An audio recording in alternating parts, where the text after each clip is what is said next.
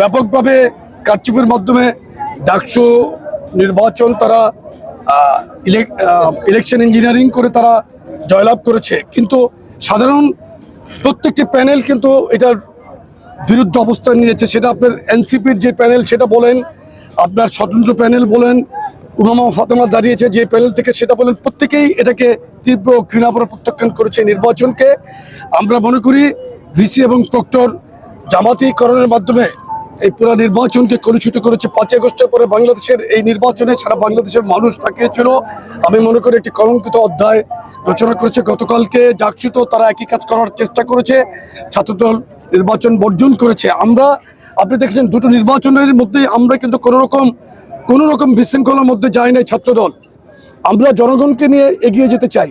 জাতীয় নির্বাচনে আমরা মনে করি জনগণের স্বতঃস্ফূর্ত অংশগ্রহণ এবং আমাদের নেতাকর্মীরা আমরা সঠিকভাবে রাজপথ থেকে ভোট কেন্দ্র পাহারা দিয়ে ঠিকমতো নির্বাচনকে আমরা মনিটরিং করতে পারলে ইনশাল্লাহ আমরা মনে করি না বাংলাদেশের জনগণের বিপক্ষে কোনো ইলেকশন ইঞ্জিনিয়ারিং করে তারা পার পাবে। তবে তারা চেষ্টা করবে।